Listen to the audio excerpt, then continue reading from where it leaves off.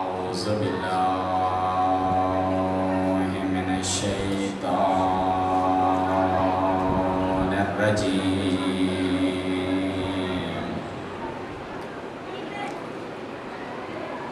بسم الله الرحمن الرحيم.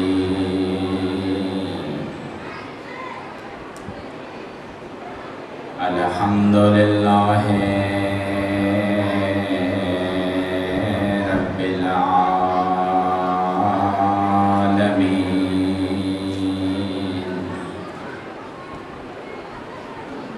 والصلاة والسلام على سيد الأنبياء والمرسلين أبي القاسم محمد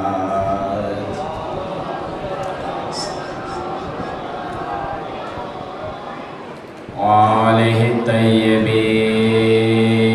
الطاهرين المعصومين.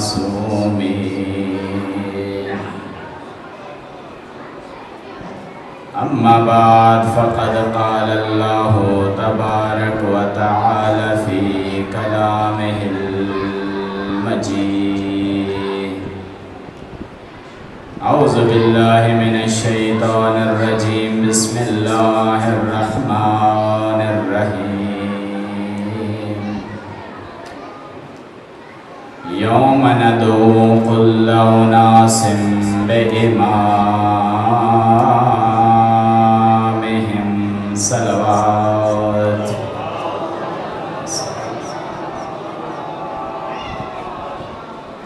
مجلس عزا کی قبولیت کے لیے، اپنے گناہوں کی مغفرت کے لیے، اپنی دلی حاجات دعائیں قبولیت کے لیے بآواز بلند صلوات پڑھیے.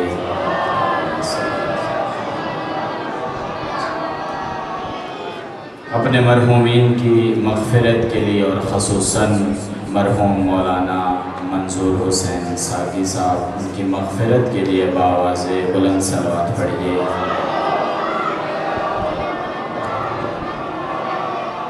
جو بے اولاد ہیں ان کی اولاد کے لیے، جو بیمار ہیں ان کی صحت یابی کے لیے، جو مقروض ہیں قرض ادا ہونے کے لیے بآواز بلند صلوات.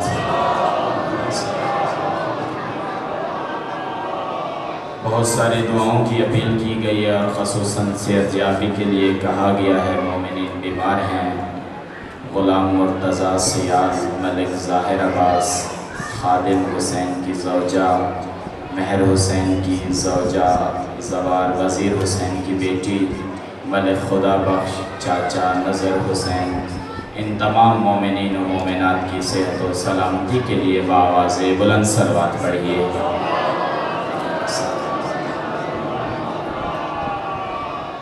دعا کی اپیل کی گئی آپ تمام مومنین سے اولاد صالح کے لیے، اولاد نرینہ کے لیے. یہاں اولاد نرینہ لکھا ہے. نرینہ یعنی نر والی اولاد، یعنی ہمیشہ ہم اولاد دعا کرتے ہیں بیٹا ہو، نہ اولاد صالح کی دعا کیا کریں، نہ اولاد نرینہ کی دعا نہ کریں، اولاد صالح کی دعا کریں. خدا بیٹی دے یا بیٹا دے، صالح ہو. خدا کی عبودیت میں جو اولاد کام آئے، خدا وہ اولاد عطا کرے.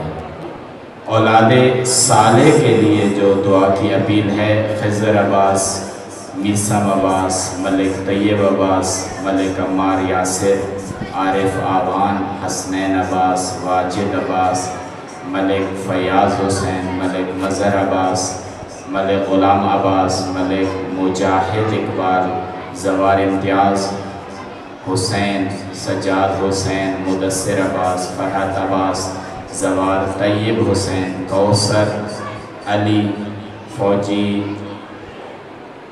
یہاں نام کی سمجھ نہیں آ رہی، فوجی صاحب و فوجی عمران ساجد حسین. ان سب کو خداوند تعالیٰ کی بارگاہ میں آپ سب مومنین دعا کریں کہ خداوند کو اولاد صالح عطا فرمائے. صلوات پڑھیے محمد و آل محمد کی بارگاہ میں. ان مجالس اعزا کی برپائی کے لیے جو مومنین کرام تعاون کر رہے ہیں متولی کے ساتھ و باقی بانیان کے ساتھ، آپ ان کے اس تعاون کو خدا کی بارگاہ میں قبول ہونے کے لیے بآواز بلند صلوات پڑھیے۔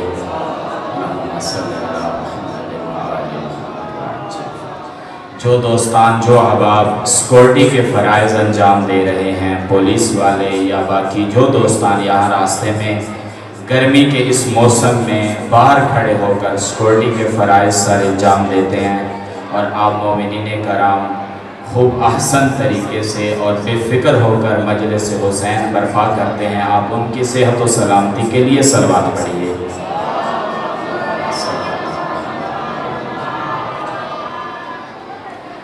مومنین کرام، عزاداران سید الشہداء علیہ السلام، آپ کی خدمت میں عرض ہوا تھا کہ امام حسین کا دین سمجھوتے کا دین نہیں ہے، بلکہ امام جب بھی یزید مسند پہ آ جائے، جب بھی مقام حکومت پہ یزید یا یزید جیسا شخص آ جائے، امام اس سے سمجھوتا کرنے کے لیے تیار نہیں ہیں، بلکہ امام اپنا سب کچھ چھوڑ دیتے ہیں، کربلا پہنچتے ہیں تاکہ اس یزید و یزیدیوں سے جنگ کی جائے۔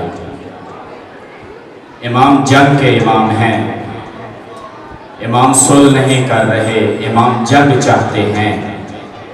کربلا امام پہنچے ہیں تاکہ حق و باطل میں جدائی کا راستہ اختیار کیا جائے، حق و باطل جدا ہو جائے، آنے والی قیامت تک کی امت کے لیے حق بھی بیان ہو جائے اور باطل بھی واضح ہو جائے۔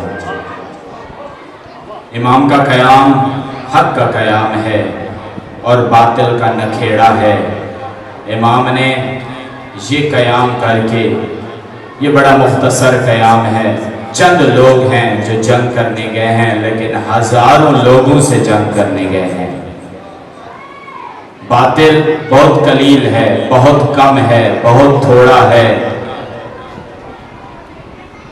اس لحاظ سے کہ باطل کے پاس طاقت نہیں ہوتی ہے جب وہ حق کا مقابلہ کرتا ہے۔ حق قوی ہوتا ہے، حق کثیر ہو جاتا ہے، اگرچہ تعداد میں تھوڑا ہی کیوں نہ ہو، تعداد میں کم ہی کیوں نہ ہو، لیکن خدائی مدد کی وجہ سے یہ حق کثیر ہو جاتا ہے۔ قرآن فرماتا ہے کم من فئۃ قلیلۃ غلبت فئۃ کثیرہ، کیا تم نے نہیں دیکھا کتنے چھوٹے چھوٹے گروہ تھے جو بہت بڑے گروہوں کے اوپر غلبہ اختیار کر گئے ہیں۔ قرآن کا فیصلہ ہے، اللہ کا وعدہ ہے، اگر تم فئہ قلیلہ ہو، اگر تم کم ہو، اگر تم تھوڑے ہو، لیکن مومن ہو، سچے ہو، صادق ہو، تو پھر خدا کا وعدہ ہے باطل جتنا ہی کثیر کیوں نہ ہو جائے، خدا غلبہ مومن کو عطا کرتا ہے چاہے اقلیت میں ہو۔ کربلا کی واضح مثال اور مصداق، کربلا میں مومن بہت کم ہیں، قلیل تعداد میں ہیں، فئہ قلیلہ ہے، فئہ کثیرہ کے اوپر غلبہ اختیار کر لیتا ہے۔ اور پھر فقط کربلا کے لیے، وہاں لوگوں کے لیے غلبہ نہیں ہے، یہ عجیب ایسا غلبہ ہے، قیامت تک آنے والی امتوں کو وہ غلبہ طاقت بھی عطا کرتا ہے، ہمت بھی عطا کرتا ہے۔ اب کربلا کا دامن جس نے تھاما ہے، کربلا کا دامن جس نے تھاما ہے، جس دور میں بھی یزیدیت مقابلے میں آ جائے، یہ کربلا والے ان پر حاوی ہو جاتے ہیں۔ مثالیں اٹھائیں تاریخ میں، حزب اللہ کی مثال لیجئے، کتنا قلیل گروہ ہے حزب اللہ کا، بہت کم ہیں شیعہ مومن حسین کے چاہنے والے، لیکن آج دنیا جس کو سپر پاور کہتی ہے، وہ سپر پاور کے مقابلے میں اٹھتے ہیں، ان کو شکست دے دیتے ہیں۔ یہ کربلا والے ہیں. یہ کربلا انسان کو ہمت عطا کرتی ہے. کربلا انسان کو ولولہ عطا کرتی ہے. کربلا انسان کے ایمان کو مضبوط کرتی ہے. حسین کا قیام انسان کو اتنا مضبوط بنا دیتا ہے کہ اکیلا کربلائی ایک پورے گروہ پر غلبہ اختیار کر لیتا ہے. صلوات پڑھیے محمد و آل محمد کے ساتھ. ایک بار پھر صلوات پڑھ لیجئے محمد و آل.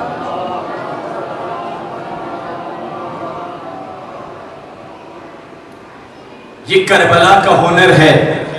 یہ کربلا کی طاقت ہے.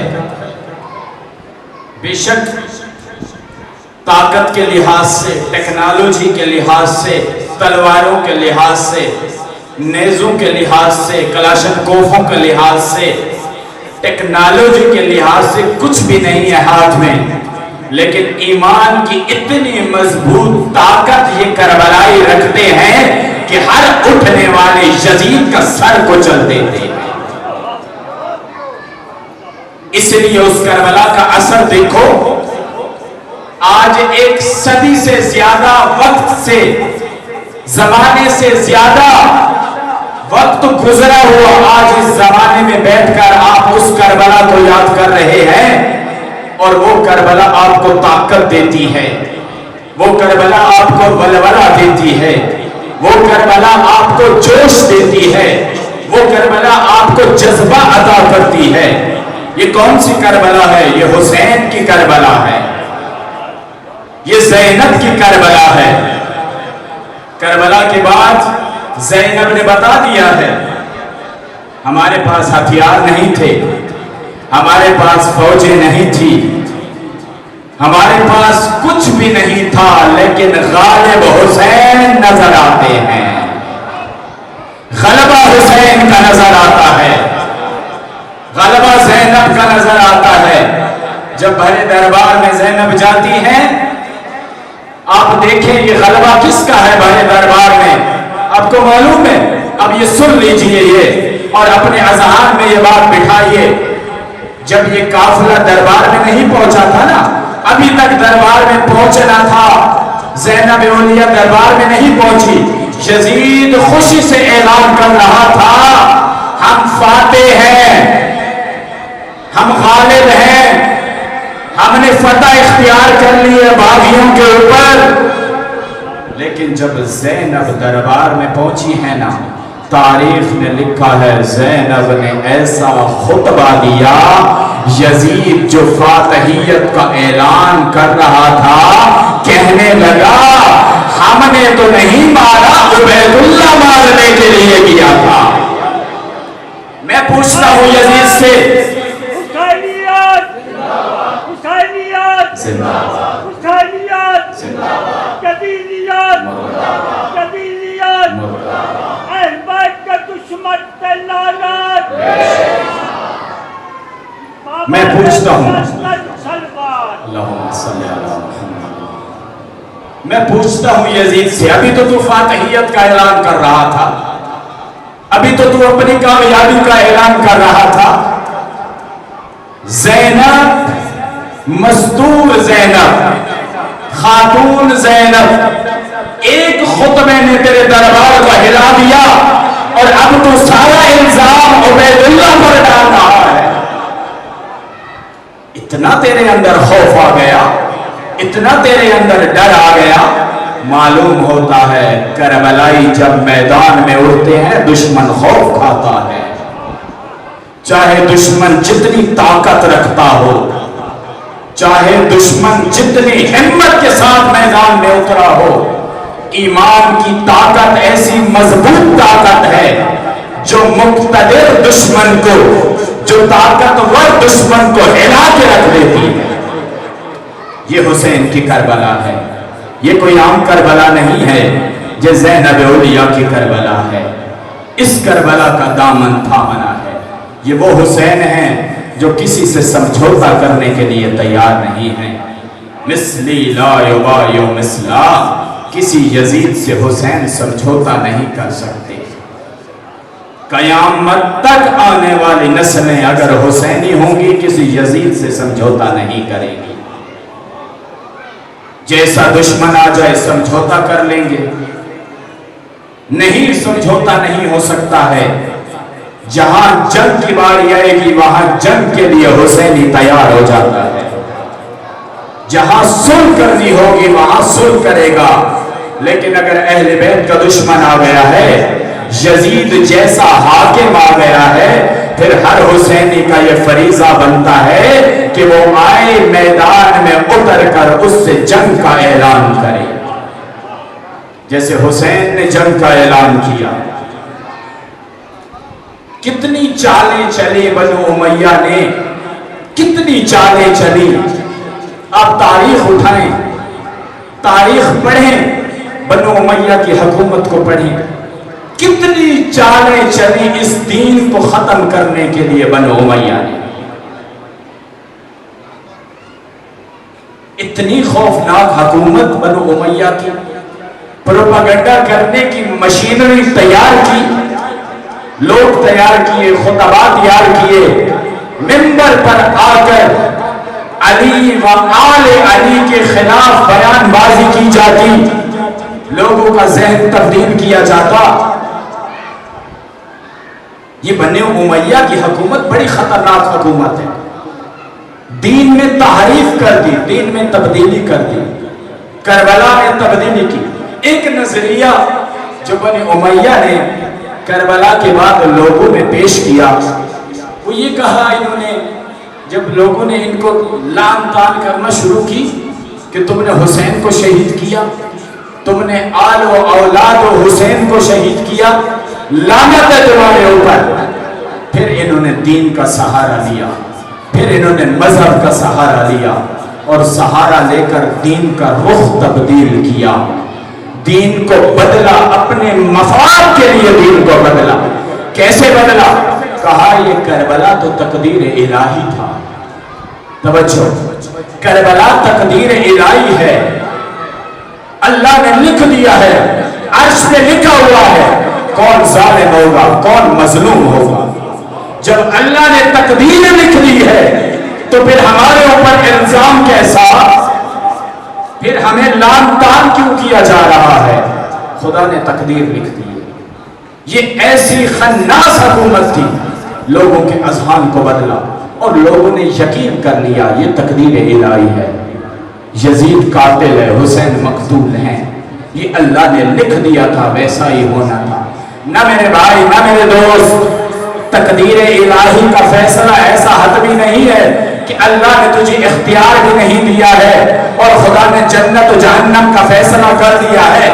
نہ, پہلے خدا نے تجھے اختیار دیا ہے, بعد میں اللہ نے جنت و جہنم کا فیصلہ کیا ہے. اختیار خدا نے دے دیا ہے, کس راستے پہ جانا چاہتا ہے, کس راستے کا انتخاب کرنا چاہتا ہے. آیا حسین کے راستے کا انتخاب کرنا ہے یا یزید کے راستے کا انتخاب کرنا ہے؟ ایسا نہ ہو کہ یزید کے راستے پر چل کر تو اللہ پر کی بنائی ہوئی تقدیر پہ راضی ہو جا کہ خدا نے لکھ دیا تھا اور میں یزید کے راستے پر چل رہا ہوں. نہ میرے بھائی, میرے دوست, اللہ نے تجھے اختیار دیا ہے. اس اختیار کے ساتھ یا تمہیں حسین کا انتخاب کرنا ہے یا یزید کا انتخاب کرنا ہے. تقدیر الہی ایسی نہیں ہے کہ تیرے پاس اختیار نہیں ہے, اختیار خدا نے دے دیا ہے. بنو امیہ نے یہ ڈھونگ رچایا, بنو امیہ نے کربلا کے بعد اپنا بچاؤ کرنے کے لیے یہ نظریہ دیا, تقدیر الہی, تاکہ ہمارے اوپر سے داغ ہٹ جائے, حسین کے قتل ہونے کا داغ ہمارے اوپر سے ہٹ جائے. بنو امیہ نے ہر مقام کے اوپر بدلا ہے اس دین کو تاکہ اپنا دفاع کر سکے. بنو امیہ ہمیشہ ایسے دین کی مخالفت کرتے تھے جو دین کسی حکومت کے خلاف زبان درازی کرتا, جو دین کسی حکومت کے خلاف بولتا. بنو امیہ کی حکومت ہمیشہ اس کا سر کچلنے کے لیے تیار ہو جائے. اور ایسا دین جو خاموشی کے ساتھ عبادت میں انسان کو مشغول رکھتا تھا، اس دین پر بنو امیہ کو کوئی اعتراض نہیں ہوتا تھا۔ توجہ مومنین جوانان، بنو امیہ کی حکومت یہ کام کر رہی تھی کہ اگر کوئی ظالم جابر حاکم کے خلاف بات کرے گا تو پھر بنو امیہ کی حکومت اس کا سر کچلنے کے لیے تیار ہو جائے۔ لیکن اگر نمازیں پڑھ رہے ہو، روزے رکھ رہے ہو، زکوٰۃ ادا کر رہے ہو اور خاموش ہو، کسی ظالم کے خلاف نہیں بولتے ہو، کسی جابر کے خلاف نہیں بولتے ہو، کسی شرابی کے خلاف زبان دراز نہیں کرتے ہو، بنو امیہ کی حکومت کو ایسے دین سے کوئی پرواہ نہیں ہے۔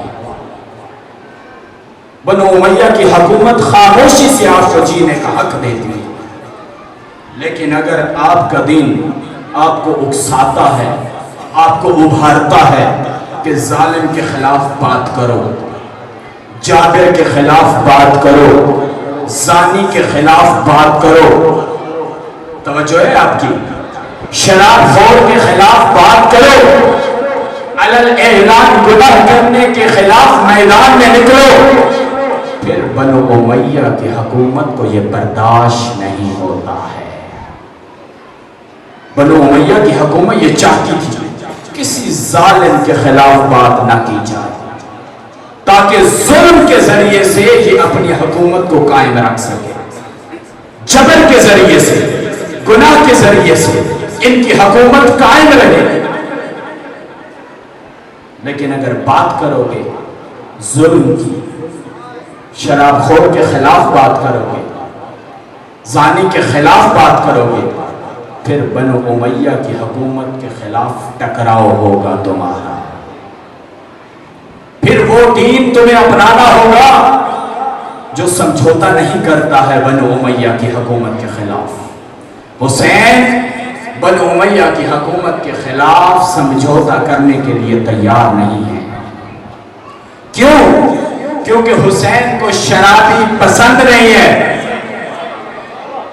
کیونکہ حسین کو زانی پسند نہیں ہے، کیونکہ علل اعلان گناہ کرنے والا مقام حکومت پر ہے اور حسین برداشت نہیں کرتے ہیں۔ حسین سمجھوتے کا دین نہیں اپناتے، حسین جنگ کرتے ہیں، حسین ایسی حکومت اور ایسے ظالم کے خلاف ہوتے ہیں، لوگوں کو کہتے ہیں مصری لا یبایع مثلا۔ یہ عاشورہ کی فکر ہے، یہ حسینی فکر ہے، یہ کربلائی فکر ہے۔ سمجھوتا نہیں کر، بعض لوگ کہتے ہیں سمجھوتا کرو، جنگ نہ کرو، سمجھوتا کرو، سب ٹھیک ہے، سب ٹھیک ہے، کوئی غلط نہیں ہے، اصحاب محمد میں سب ٹھیک ہے، کوئی غلط نہیں ہے۔ جیسے میں یہ بات یہاں سناتا جاؤں، جیسے ایک زائر گیا نا جناب حجر بن عدی کی قبر پر، جناب حجر بن عدی امام علی علیہ السلام کے اصحاب میں سے بڑے جید، بڑے زبردست قسم کے صحابی مولا کی۔ کوئی زائر گیا زیارت پر تو اس نے وہاں کھڑے لوگوں سے پوچھا کہ یہ کس کی قبر ہے؟ تو کہنے والے نے کہا کہ حضرت حجر بن عدی رضی اللہ تعالی عنہ کی قبر ہے۔ کہا یہ کون تھے؟ تو کہنے لگا یہ حضرت علی رضی اللہ تعالی عنہ کے صحابی تھے۔ کہا اس کو کس نے مارا؟ کہا اس کو مارنے والا حضرت معاویہ رضی اللہ تعالی عنہ ہے۔ عجب اس فکر پر، عجب اس کھوپڑی پر، عجب اس سوچ پر، قاتل بھی رضی اللہ، مقتول بھی رضی اللہ۔ تجھے دین میں کوئی فرق نظر نہیں آتا؟ تجھے کہیں پتہ نہیں چلتا کہ حق کون ہے باطل کون ہے؟ تیری کھوپڑی میں نہیں سماتا کہ حق پر کون تھا باطل میں کون تھا؟ تو قاتل کو بھی رضی اللہ تعالیٰ کہتا ہے، تو مقتول کو بھی رضی اللہ تعالیٰ کہتا ہے، تو علی کو بھی حق مانتا ہے، تو علی کے خلاف جنگ کرنے والے کو بھی حق مانتا ہے، تیری کھوپڑی میں یہ بات نہیں سمجھ آتی، تو نے یہ سمجھوتے والا دین کہاں سے لیا؟ تو نے یہ سمجھوتا کہاں سے لے لیا؟ اگر تو نے حسین سے کربلا پڑھی ہوتی، اگر تو نے حسین سے دین سیکھا ہوتا، حسین تمہیں بتاتے کہ سمجھوتے کے دین پر عمل نہ کرو، بلکہ قاتل لعنت اللہ ہے اور مقتول خدا کی بارگاہ میں شہادت کے مرتبے پر قائم ہے۔ تیری کھوپڑی میں یہ بات کیوں نہیں آتی؟ تو ہر ایک کو راضی اللہ تعالیٰ کہہ رہا ہے، حسین سمجھوتے کے دین پر عمل نہیں کرتے۔ اللہ تعالیٰ کیا اس کا معنی کیا ہے؟ تو چل دعا، چل دعا کا معنی ہے یہ مقابلہ کر کے ہر پنچن پاک سے پوچھتے۔ جی آسان آپ نے سمجھ لیا، آپ نے دین کو خوب سمجھ لیا۔ سمجھوتے کا دین حسین نہیں سکھاتے، سمجھوتے کے دین کے اوپر حسین عمل نہیں کرنا چاہتے، اور حسین چاہتے ہیں میرا عزادار، میرا شیعہ، میرا مومن بھی سمجھوتے کے دین پر عمل نہ کرے۔ یہ سمجھوتا بنو امیہ کی چال تھا، یہ سمجھوتا سکھانا بنو امیہ کا کام تھا کہ جب سمجھوتے کا دین سکھایا جائے گا پھر بنو امیہ کی حکومت بحفاظت چل سکے گی، پھر بنو امیہ کی حکومت کے خلاف کوئی قیام نہیں کرے گا۔ صلوات پڑھ لیجئے محمد و آل محمد کی ذات۔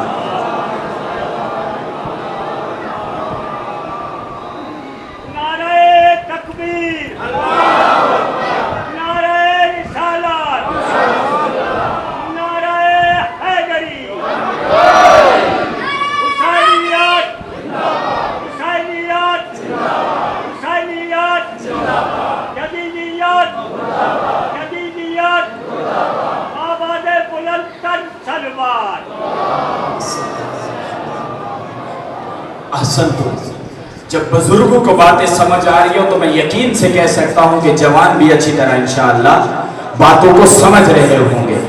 سمجھوتے کا دین بنو امیہ نے سکھایا، اور اگر کوئی سمجھوتے کے دین پر نہ آتا بنو امیہ اس کو باغی ہونے کا ٹائٹل عطا کرتے تھے۔ بنو امیہ ان کو باغی کہتے تھے کہ یہ باغی ہیں جو حکومت کے خلاف اٹھے ہیں، یہ باغی ہے جو حکومت کو کچلنا چاہتے ہیں اور حکومت چاہتے ہیں، یہ باغی گروہ ہے جو حکومت کے خلاف قیام کر رہا ہے۔ جو بھی ظلم کے خلاف اٹھے اس کو باغی ہونے کا نام دیا جاتا، اس کو فتنہ پرور ہونے کا نام دیا جاتا کہ یہ فتنے کے لیے اٹھے ہیں، یہ فتنے کی پرورش کر رہے ہیں، یہ فتنہ ابھار رہے ہیں۔ اسی لیے کل عرض کیا تھا جناب مسلم بن عقیل کو دربار میں جب قتل کیا جا رہا تھا نا تو مسلم کو طعنہ دیا گیا، مسلم کو کہا گیا تم فتنہ و انتشار پیدا کر رہے ہو، تو مسلم نے کیا جواب دیا؟ فتنہ ہم پیدا نہیں کر رہے بلکہ یہ عمل بنو امیہ کا ہے، معاویہ و یزید کی سنت ہے فتنہ پیدا کرنا، ہم فتنہ نہیں پیدا کر رہے بلکہ تم فتنہ پیدا کر رہے ہو۔ یہ بنو امیہ کی چال تھی، حربہ تھا کہ ان کو باغی ہونے کا ٹائٹل دیا جاتا، فتنہ پرور ہونے کا ٹائٹل دیا جاتا۔ اسی لیے آپ دیکھیں کہ جب حسین اٹھے، حسین نے ان کے دین پر عمل نہ کیا، پھر کیا کیا ان لوگوں نے؟ اتنا پروپیگنڈا کیا، اتنا پروپیگنڈا کیا کوفہ و شام کے اندر کہ جناب زینب علیہ و اسیران کا قافلہ جب شام کے دربار میں پہنچا نا تو لوگ کیا کہہ رہے تھے؟ مارو پتھر باغی آ رہے ہیں، باغیوں کا گروہ آیا ہے۔ میں پوچھتا ہوں ان کے ذہن میں کس نے ڈالا تھا؟ نعوذ باللہ حسین باغی ہے، نعوذ باللہ آل حسین باغی ہے۔ یہ بنو امیہ کی حکومت ہے کہ جو اپنی حکومت کو بچانے کے لیے دوسرے پر باغی ہونے کا ٹائٹل دے دیتے تھے۔ کیوں کہا گیا آل کو؟ آل حسین، آل رسول اللہ، یہ باغی ہیں، یہ فتنہ پرور ہیں، اس لیے کہ یہ اپنی حکومت کی حفاظت چاہتے تھے۔ لیکن پھر یہ تو زینب تھی نا، یہ زینب ہیں جس نے کربلا کی حفاظت کی، جس نے رسول کی شریعت کی حفاظت کی۔ اسی لیے کہا جاتا ہے اگر زینب نہ ہوتی کربلا نہ ہوتی، زینب نہ ہوتی کربلا ختم ہو گئی ہوتی۔ بڑی مشکل سے زینب نے اس کربلا کو بچایا ہے، بڑی قربانی دی ہے زینب نے۔ آپ دیکھیں شب عاشور جب امام حسین علیہ السلام نے بی بی کو بلایا نا اور فرمایا بہن زینب کل حسین شہید ہو جائیں، کل اصحاب حسین شہید ہو جائیں۔ علماء لکھتے ہیں زینب نے یہ جملہ سنا اور سنتے ہی زینب بے ہوش ہو گئی۔ بھائی حسین کی شہادت کا ذکر سنتے ہی زینب بے ہوش ہو گئی۔ حسین نے کوشش کی، زینب ہوش میں آئی، زینب ہوش میں آئی۔ مولا فرماتے ہیں زینب بہن مجھے بتاؤ کہ اگر میری شہادت کی خبر سن کے آپ بے ہوش ہو گئی ہیں تو پھر کربلا کو کیسے بچاؤ گی؟ ان بچوں کی سالاری کیسے کرو گی؟ جب خیموں کو جلایا جائے گا زینب کربلا کی حفاظت کیسے کرو گی؟ جب کوفہ کے دربار میں داخل کیا جائے گا زینب کربلا کی حفاظت کیسے کرو گی؟ جب شام کے دربار میں شرابیوں کے مجمع میں زینب کو لایا جائے گا زینب کربلا کی حفاظت کیسے کرو گی؟ بس اس وقت سن کر زینب بے ہوش ہو گئی، لیکن عجب قوت آئی زینب میں کہ حسین شہید ہو گئے، اصحاب حسین شہید ہو گئے، اور ایسی طاقت آئی زینب کے اندر کہ کربلا سے لے کر شام تک اگر کربلا کو کسی نے بچایا ہے تو زینب نے بچایا۔ زینب ہر میدان میں کربلا کو بچاتی۔ زینب کون ہے؟ مرد نہیں، خاتون ہے، مستور ہے۔ میری مائیں اور میری بہنیں توجہ کریں، جناب زینب اولیاء کے کردار پر توجہ کریں۔ اگر زینب سر پر چادر نہ ہوتے ہوئے کربلا کو بچا سکتی ہے تو آج ہم مجلس زینب میں آ کر فقط کردار زینب کو سمجھ لیں۔ کیا کردار تھا زینب کا؟ کیا کردار تھا زینب کا؟ بے پردہ نہ ہوئیے، اپنے سر سے چادر کو نہ جانے دیجئے، یہ زینب کی سنت ہے۔ نعوذ باللہ، سر سے چادر اتارنا سنت نہیں ہے، یہ سنت یزیدیوں کی ہے، انہوں نے زینب سے رضا چھینی ہے۔ زینب کی سنت یہ ہے سر پہ رضا رہے، کربلا کی حفاظت کی جائے۔ اگر کربلا میں سر سے ردائیں چھینی ہیں تو یہ یزیدیوں کی سنت ہے۔ خیال کرنا، سر سے ردا اتار کر یہ خیال نہ کر لینا کہ یہ تو سنت زینب ہے، چونکہ شام کے دربار میں زینب کے سر پہ ردا نہیں تھی۔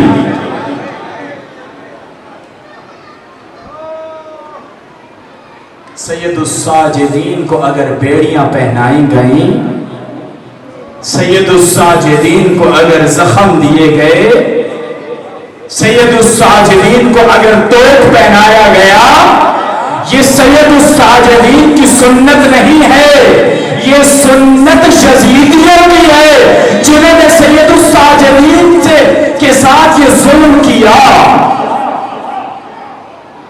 یہ ظلم یزیدیوں نے کیا، یہ ظلم ان لعینوں نے کیا، یہ ان کی سنت ہے۔ سید الساجدین کی کیا سنت ہے؟ زینب اولیاء کی کیا سنت ہے؟ کربلا کے اندر جو خطبے انجام دیے، سید الساجدین نے، زینب علیہ نے، یہ سنت ہے۔ کربلا کو بچانا یہ سنت ہے، دین کی حفاظت کرنا یہ سنت ہے۔ آج نکلو، آج دین لوگوں کو بتاؤ، آج دین لوگوں تک پہنچاؤ، آج خطبے دو، آج کربلا کو بچاؤ، پھر کہو میں نے سنت سید الساجدین پر عمل کیا ہے، پھر کہو میں نے سنت زینب علیہ کے اوپر عمل کیا ہے۔ یہ سنت مشکل ہے، آسان نہیں ہے، مشکل عمل ہے۔ یہ ذمہ داری سید الساجدین اور زینب علیہ نے نبھائی ہے، کربلا کو بچایا ہے، کربلا کی حفاظت کی ہے، لوگوں تک کربلا پہنچی ہے۔ اگر نہ ہوتی زینب علیہ، کربلا نہ بچتی، کربلا ختم ہو جاتی۔ سمجھوتے کہ دین بنو امیہ نے سکھایا، لیکن اس کے خلاف اگر کسی نے علم جہاد بلند کیا تو وہ زینب علیہ ہے۔ امام حسین علیہ السلام نے فرمایا اگر سمجھوتے کے دین کے بارے میں اعلان کیا گیا ہے تو پھر میرا یہ اعلان ہے کہ میں اپنے راستے پر چلوں گا، تم اپنے راستے پر چلنا۔ میں تمہارے راستے کو قبول نہیں کرتا، میں تمہارے راستے پر چلنے کے لیے تیار نہیں ہوں۔ قُلْ يَا أَيُّهَا الْكَافِرُونَ لَا أَعْبُدُ مَا تَعْبُدُونَ۔ رسول اللہ کو اللہ فرما رہا ہے کہ اے رسول کہہ دیجئے ان کافروں سے کہ جس کی تم عبادت کرتے ہو میں اس کی عبادت نہیں کرتا، جس راستے پر تم چلتے ہو میں راستے پر نہیں چلتا۔ بس یہی اعلان تھا حسین کا۔ حسین نے فرمایا جس راستے پر تم چل رہے ہو میں اس راستے پر چلنے کے لیے تیار نہیں، میں اپنے راستے پر چلوں گا، تم اپنے راستے پر چلنا۔ اور یہ وہ راستے ہیں جو آپس میں ٹکرا جاتے ہیں، یہ وہ راستے ہیں جو آپس میں جگ و جدال رکھتے ہیں، جو جنگ کی صورت اختیار کر جاتے ہیں۔ یہ راستے بڑے کٹھن ہیں، یہ راستے بڑے دشوار ہیں کہ جب جنگ کرنی پڑ جاتی ہے، جب لڑنا پڑ جاتا ہے، پھر حسین نے فرمایا اس راستے پر چل کے اگر مجھے شہادت کی موت کو گلے لگانا پڑے تو میں تیار ہوں۔ حسین نے شہادت کو گلے لگا دیا، حسین نے انتخاب کیا شہادت کا، حسین انتخاب کر رہے ہیں شہادت کو۔ حسین بچ نہیں رہے موت سے۔ بعض اوقات ہمیں ایسی کربلا بتائی جاتی ہے جس کربلا کے اندر حسین مجبور ہیں، لاچار ہیں، بے کس ہیں، بے سہارا ہیں، ایسی کربلا سنائی جاتی ہے۔ حسین بے سہارا نہیں، حسین بے کس نہیں، حسین لاچار نہیں، حسین طاقتور ہستی کا نام ہے جو یزیدیت کو اکٹھا کر کے کربلا لاتی ہے، جو یزیدیت کو میدان کربلا میں اکٹھا کر کے نابود کر دیتی ہے، اس ہستی کو حسین کہتے ہیں۔ حسین شہادت کا انتخاب کرتے ہیں، حسین شہادت کی موت کو گلے لگاتے ہیں۔ حسین شہادت سے بھاگتے نہیں، حسین موت سے بھاگتے نہیں، حسین موت کو گلے لگانے کے لیے تیار ہو جاتے ہیں۔ ورنہ حسین کے پاس راستہ نہیں تھا بچنے کا، راستے تھے حسین کے پاس، حسین کے پاس واپسی کا راستہ تھا۔ اگر حسین واپس جانا چاہتے چلے جاتے، جا سکتے تھے۔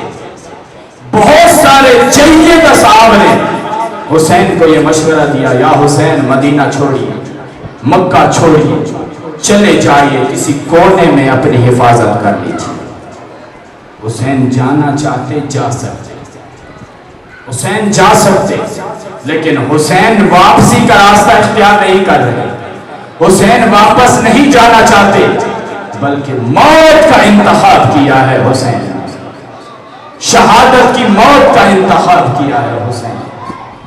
حسین موت کو گلے لگا رہے ہیں، حسین موت پر جا ٹوٹے ہیں۔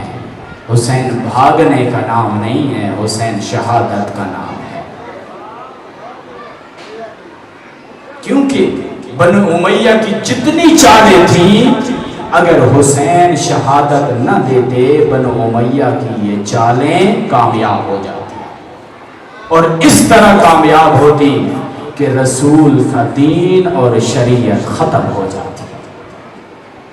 حسین کے لیے ضروری تھا کہ شہادت کی موت کا انتخاب کر کے شہادت کو گلے لگا کے بنو امیہ کی تمام چالوں کو نیست و نابود کر دیں، ورنہ بنو امیہ کا سمجھا ہوا دین، پھیلایا ہوا دین، یہ بڑا خوفناک ہے، یہ امتوں کو نابود کر دیتا ہے، یہ ظالم کو حاکم بناتا ہے، یہ شرابی کو حاکم بناتا ہے۔ یہ دین ہے جو شرابی کو حاکم بنا دیتا ہے، ورنہ رسول اللہ نے منع کیا تھا، بنو امیہ کو اختیار نہیں ہے، آل ابی سفیان کو اختیار نہیں ہے حکومت کا۔ وہ جملے سنو گے، میں وہ جملے آپ کی خدمت میں عرض کر دیتا ہوں، اور مجلس کا وقت بھی ختم ہو رہا ہے، مصائب کے چند جملے آپ ایک بار صلوات پڑھ لیں محمد و آلہ وسلم۔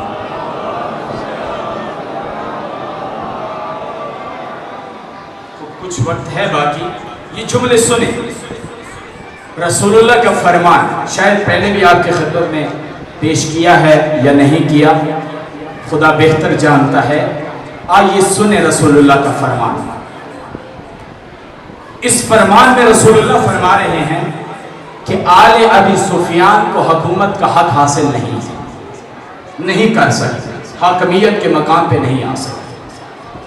جب امام حسین علیہ السلام کو بیعت کے لیے دربار میں بلایا گیا، رات کے کسی پہر میں، اندھیری رات میں، امام حسین کو طلب کیا گیا دربار میں، ولید نے طلب کیا کیونکہ حکم آیا تھا یزید کا، خط لکھا تھا یزید نے، حکم دیا تھا حسین کو بلا کے دربار میں حسین سے بیعت لو،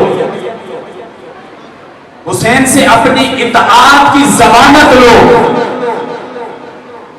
حسین سے اپنی سنت پر عمل کرنے کا عہد لو کہ حسین یزید کی سنت پہ عمل کریں گے، یہ عہد لو حسین سے۔ بیعت کا معنی یہی تھا۔ اب حسین کو طلب کیا گیا، دربار کے اندر ولید موجود ہے، مروان موجود ہے، اور اس ولید نے کہا یا حسین بیعت کا مطالبہ ہے، یزید نے کہا ہے حسین سے بیعت لی جائے، میں چاہتا ہوں کہ میرے ہاتھ کے اوپر یزید کی بیعت کرو۔ توجہ، میرے ہاتھ کے اوپر یزید کی بیعت۔ مولا نے فرمایا میں اعلان کروں گا، میں سب کے سامنے اعلان کروں گا، میں خفیہ طور پر دربار کے اندر اعلان نہیں کرنا چاہتا۔ اب ولید نے کہا ٹھیک ہے، پھر کل صبح کا انتظار کرتے ہیں، جب صبح ہوگی آپ بھی آ جائیے گا، لوگ بھی آ جائیں گے، اور آپ سے پھر بیعت کا مطالبہ کیا جائے گا، یزید کی بیعت کیجیے، آپ جا سکتے ہیں۔ جب حسین جانے لگے نا، مروان ولید کو کہتا ہے اگر حسین دربار سے چلے گئے کبھی بھی حسین سے تم بیعت نہیں لے سکتے ہو۔ یہ جملے مولا نے سنے اور یہاں پر خطبہ دیا، ایک ولید کو خطبہ دیا، ایک مروان کو خطبہ دیا۔ اب ایک خطبہ چند جملے آپ کی خدمت میں عرض کر رہا ہوں۔ مولا نے فرمایا مروان کو خطاب کر کے ان للہ و انا الیہ راجعون وعلی السلام بالسلام اذا بلیت الامہ برائے مثل یزید۔ مولا نے کیا پڑھا؟ ان للہ و انا الیہ راجعون۔ اللہ فرما رہے ہیں وعلی السلام السلام، کہ اسلام کے اوپر فاتحہ پڑھ لو، اسلام کو خدا حافظ کہہ دو، اسلام کو الوداع کہہ دو، اسلام بچا ہی نہیں ہے، اسلام ختم ہو گیا ہے، اسلام کا جنازہ ہو گیا ہے۔ کیوں؟ فرمایا اذا بلیت الامہ برائے مثل یزید، کہ جب امت کا حاکم یزید جیسا انسان بن جائے تو پھر تم دین کو، اسلام کو الوداع کہہ دو۔ पर इन्ना लिल्लाहि व इन्ना इलैहि राजिऊन पढ़ लो। क्यों? क्योंकि दीन खत्म हो गया, दीन बाकी नहीं रहा। थोड़ी सी वजाहत करता चलूं, वक्त ज्यादा नहीं बचा। हुसैन से पूछो, या हुसैन, यजीद के ज़माने में नमाजें तो हो रही थी, रोज़े तो हो रहे थे, तहज्जुद तो पढ़ी गई, हज तो अदा हो रहा था या नहीं हो रहा था? हो रहा था। तमाम इबादत अपनी पूरी शद्दो मर्द के साथ अंजाम दी जा रही थी। फिर हुसैन क्यों फरमा रहे हैं इन्ना लिल्लाहि व इन्ना इलैहि राजिऊन? हुसैन से पूछो, सवाल करो, या हुसैन आपने क्यों फरमाया? आपने क्यों कहा इस्लाम को अलविदा कहो? हज हो रहा है, हुसैन खुद हज को छोड़कर आए। 8 ज़ुल्हज्जा को हुसैन ने मक्का छोड़ दिया, एहराम छोड़ दिया और करबला के लिए निकले हैं हुसैन।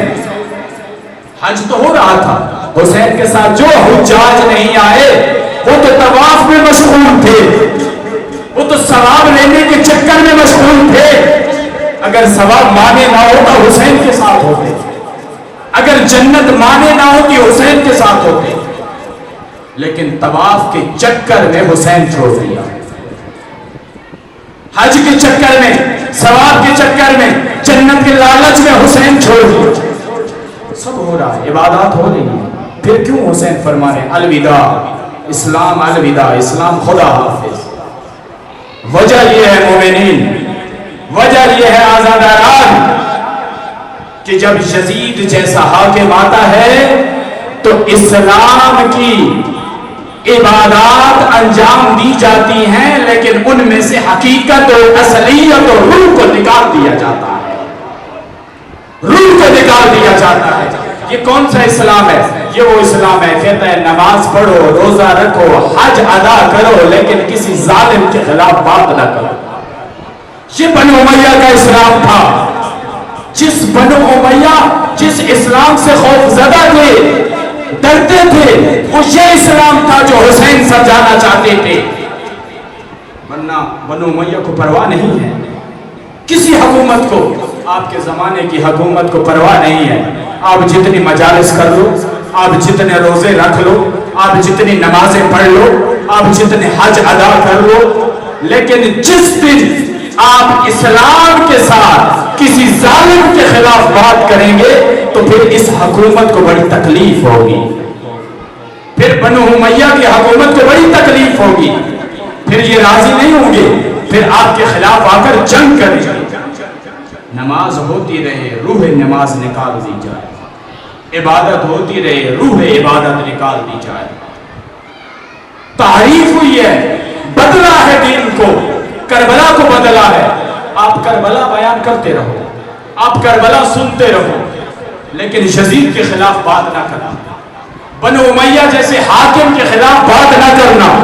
अगर बात करोगे फिर अपना गला भी कटवा लो, फिर तुम्हें जख्म आएगा, फिर तुम्हें चोट आएगी, फिर तुम्हें गाली पड़ेगी, फिर तुम्हें खंजर लगेगा, फिर तुम्हें मौत नसीब होगी।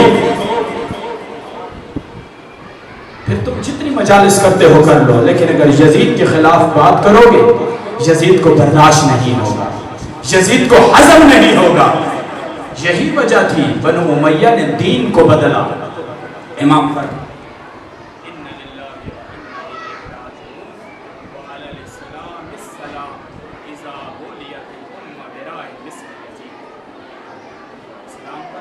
पढ़ लो, क्योंकि जो हाकिम बन गया है वो यजीद जैसा। सलवात पढ़ लें।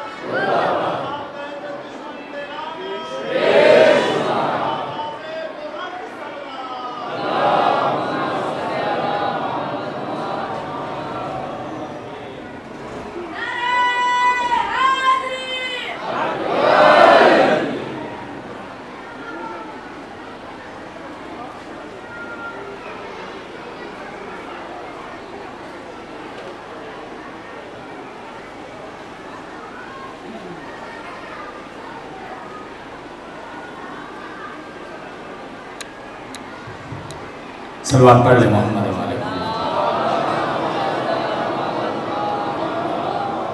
بس یہ خطبے کی لائنیں پڑھ کے آپ سے اجازت چاہوں گا۔ پھر آگے مولا نے کیا فرمایا؟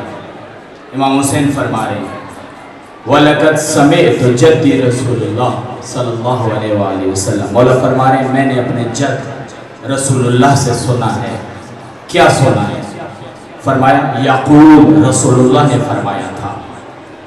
رسول پچھلی بات بھولے تو نہیں ہے نا، آپ کے اذہان میں موجود ہے۔ رسول اللہ نے فرمایا تھا الخلافۃ محرمۃ علی آل ابی سفیان، کہ آل ابی سفیان کے اوپر خلافت و حکومت حرام ہے، جواز نہیں ہے حکومت کا، خلافت کا۔ کس کے پاس؟ آل ابی سفیان کے پاس۔ فَإِذَا رَأَيْتُمْ مُعَاوِيَةَ عَلَى مِنْبَرِي، جب تم معاویہ کو میرے ممبر پر دیکھو، توجہ، رسول فرمان سنا رہے ہیں کس کا؟ رسول امام حسین فرمان سنا رہے ہیں رسول اللہ کا۔ فرمایا فَإِذَا رَأَيْتُمْ مُعَاوِيَةَ عَلَى مِنْبَرِي، کہ جب تم معاویہ کو میرے ممبر پر دیکھو فَبْكَرُوا بَطَنَهُ، تو اس کے پیٹ کو چھوڑے کے ساتھ چاک کر دینا، ختم کر دینا، اس کو مار دینا، اس کو واصل جہنم کر دینا۔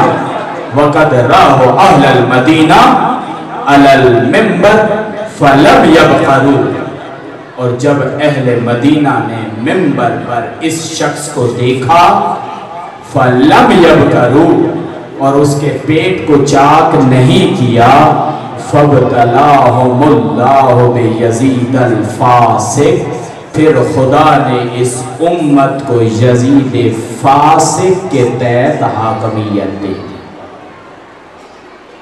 یزید فاسق کو ان پر حاکم بنا دیا۔ جب اس امت نے اپنا فریضہ ادا نہیں کیا، جب یہ امت معاویہ کے خلاف نہ نکلی، اہل مدینہ نے اپنا فریضہ ادا نہ کیا، پھر خدا نے کیا کیا؟ خدا نے یزید کو ان کے اوپر حاکم بنا دیا۔ کیوں بنایا حاکم؟ یزید حاکم ہو گیا ہے تو کیا ہوا ہے؟ یہی اللہ کی جانب سے ایک امت کے اوپر بہت بڑا عذاب ہے کہ جب یزید حاکم بن جائے، یزید حاکم ہو جائے، یہ امت عذاب میں مبتلا ہو گئی ہے۔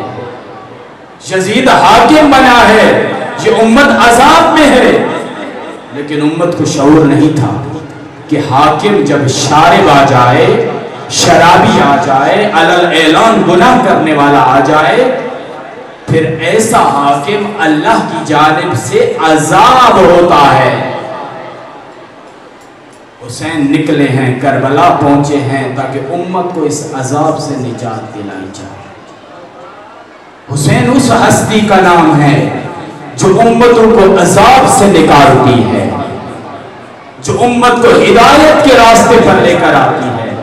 آج جو بھی حسین کا دامن تھامے گا وہ دیکھ لے گا کہ وہ عذاب سے نکل جائے گا، ورنہ آپ کے زمانے میں، بعد میں آنے والے زمانے میں یہ ممکن ہے کہ یزید آ جائے، یزیدیت آ جائے۔ اگر حسینی کردار موجود ہوا تو وہ حسینی کردار انسان کو، امت کو اس عذاب سے چھٹکارا دے گا، اس عذاب سے نکال دے گا۔ حسین اس لیے مدینہ چھوڑ رہے ہیں، حسین اس لیے مدینے سے نکل رہے ہیں تاکہ امت کو اس عذاب سے نکالا جائے۔ حسین کے لیے مشکل تھا مدینہ کو چھوڑنا، انتہائی مشکل تھا۔ رسول اللہ کی زوجہ جناب ام سلمہ نے امام علیہ السلام کی بارگاہ میں آ کر درخواست کی، مولا کیا ممکن نہیں ہے آپ کربلا کا ارادہ ترک کر دیں؟ کیا آپ کے لیے ممکن نہیں ہے آپ کربلا نہ جائیں؟ مولا نے فرمایا یہ مشیت خدا ہے، یہ رضا خدا ہے۔ خدا چاہتا ہے حسین کربلا کی سرزمین پر شہید ہو جائے۔ پھر ام سلمہ نے کہا مولا کیا یہ ممکن نہیں ہے اپنے ساتھ بچوں کو لے کر نہ جائیں؟ مولا یہ ممکن نہیں ہے اپنے ساتھ بیویوں کو لے کر نہ جائیں۔ مولا آپ چلے جائیں لیکن خاندان کو نہ لے کر جائیں۔ حسین نے فرمایا ام سلمہ خدا چاہتا ہے بچوں کو شہید دیکھے، مستورات کو اسیر دیکھے۔ خدا کی مشیت ہے، خدا کی رضا ہے، یہ قافلہ رضائے خدا کے تحت روانہ ہو رہا ہے۔ پھر حسین نے اس قافلے کی تیاری شروع کی، کہا نکلنا ہے، چھوڑنا ہے مدینے کو۔ بچوں کو تیار کیا، اہل بیت کو تیار کیا، آل اطہار کو تیار کیا۔ وہ وقت آ گیا جب یہ قافلہ سواریاں موجود ہیں، سوار ہونے جا رہا ہے تاکہ مدینہ حسین چھوڑ کے چلا جائے۔ لیکن میں کہوں گا مدینے کا وہ منظر، مدینے کا وہ دن کہ حسین و اصحاب حسین بچوں کو اور مستورات کو کتنی عزت اور احترام کے ساتھ روانہ کر رہے ہیں کہ حسین قافلے کے ساتھ مدینہ چھوڑ رہا ہے۔ ایک ایک صحابی آتا ہے، ایک ایک بچے کو سوار کرتا ہے، ایک ایک مستورات کو سوار کیا جاتا ہے۔ جناب زینب علیہ کی باری آتی ہے نا تو مدینے میں اصحاب بڑے باحیا تھے، اعلان کیا مدینے والوں سر جھکا لو، زینب علیہ آ رہی ہے، مدینے والوں پردہ کر لو، زینب علیہ آ رہی ہے، مدینے والوں زینب کا پردہ ہے، نظریں نہ اٹھانا۔ میں کہوں گا زینب مدینے سے تو بہت عزت کے ساتھ روانہ کیا گیا، مدینے سے تو بڑے احترام کے ساتھ روانہ کیا گیا، اور جب تک حسین تھے زینب پر آنچ نہیں آئی۔ عصر عاشور جب حسین شہید ہوتے ہیں، خیموں کو لوٹا جاتا ہے، بیویوں کی چادریں لوٹ لی جاتی ہے، زینب علیہ کے سر سے چادر لے لی جاتی ہے۔ فقط اتنا نہیں، 11 محرم زینب علیہ کے ساتھ بہت بے دردی سے پیش آیا جاتا ہے۔ زینب علیہ جب روانہ ہوئی تھی مدینہ سے تو بہت عزت کی گئی، احترام کیا گیا، لیکن انہوں نے کوئی عزت نہ رکھی، کوئی احترام نہ رکھا۔ یہ بیویاں 11 محرم کو ایک مرتبہ سید الساجدین کے پاس آ کر کہتی ہیں مولا آقا بس ایک مرتبہ کربلا کی سرزمین پر پڑے ہوئے لاشوں کی زیارت کی اجازت دے دیجیے۔